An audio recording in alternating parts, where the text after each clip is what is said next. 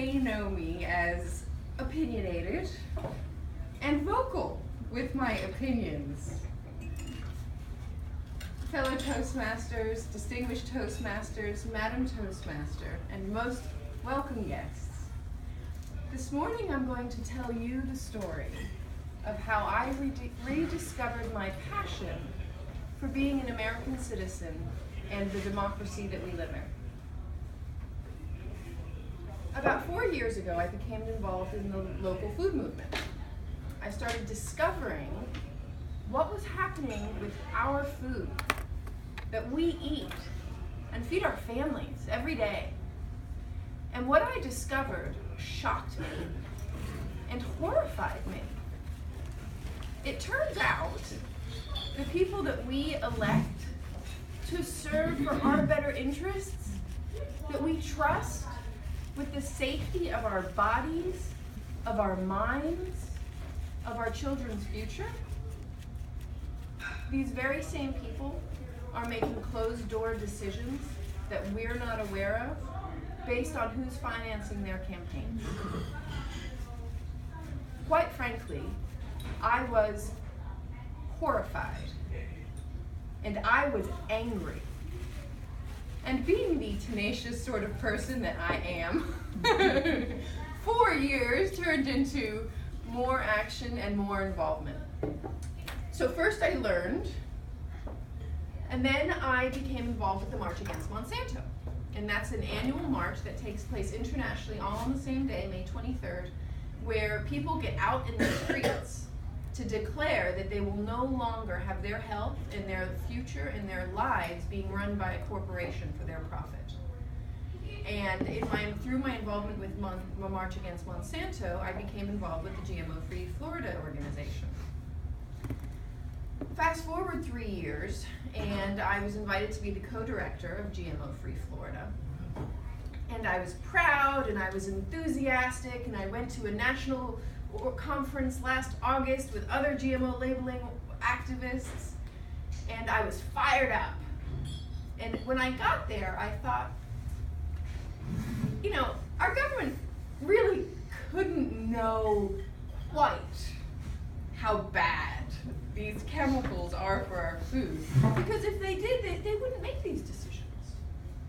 And I actually said this in conversation with one of the more seasoned activists, and I remember getting a really odd look. And I just kind of brushed it off in my naivete, and over the following 3 days, I realized that no, our politicians really do know. They really do know that glyphosate is a carcinogen, and it does cause cancer, and we are having cancer explode throughout our population here in America. So I came back, and I was posting away on Facebook, and I was going out and having speaking engagements, and I was championing our cause, and I got tired. It takes a lot of energy to be tenacious in the face of the American government, because quite frankly, there's a lot of weight behind the laws that are in place in the status quo. And as December rolled around, there was a piece of legislation called the DARK Act, Denying Americans the Right to Know, and that's the colloquial name. The proper name was the Safe and Accurate Food Labeling Act. And this piece of legislation was designed to preempt states' rights to demand mandatory labeling. They, being the Grocery Manufacturers Association and large corporations, wanted to make it a federal issue and make it a voluntary program so that the states could no longer pass labeling laws. And this piece of legislation passed our House of Representatives, and it was in our Senate, and it was being debated in the Senate. Our coalition, the Citizens for GMO Labeling, was having a day of action up in Washington, D.C. on December 9th. Now, after the few months of me championing our cause and pushing up loose excrement uphill,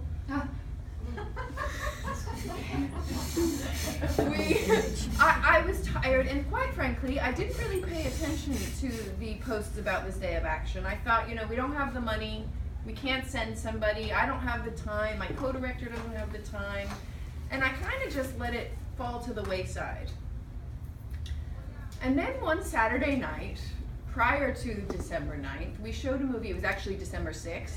We showed the movie Genetic Roulette, which is a documentary about what's happening with the genetic modification of our food and the level of knowledge that our government had years ago when they started with genetic modification.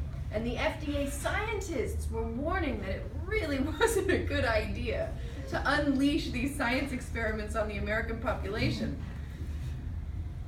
And at one point I had to get up and walk out of the room because of the evidence that these people that I trusted. I was raised in America. I was raised to believe that the government has my best interests at heart. I was raised to pledge allegiance to the American flag and the republic for which it stands. And they were not taking care of me. So I watched this movie, and by the end of the movie, I jumped up in front of the crowd and I said, "Hey, we're going to Washington because I will not stand by and let this happen anymore." So I grabbed my turn up your nose to GMOs shopping bag.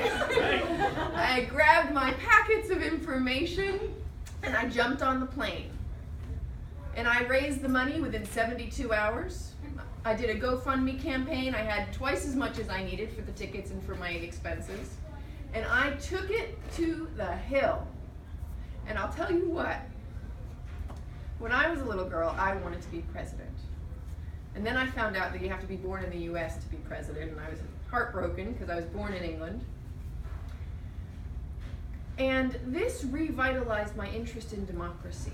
Walking the halls of Capitol Hill, I shook hands with my congressman. He came out and he spoke to me, and he let me know that my voice was important. Our voices are important.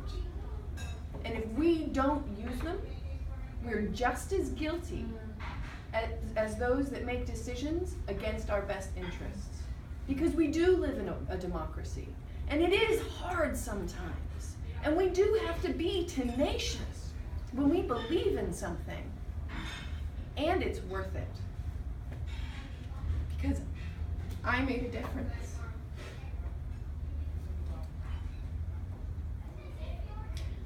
And if I never do another thing to stand up for what I believe in,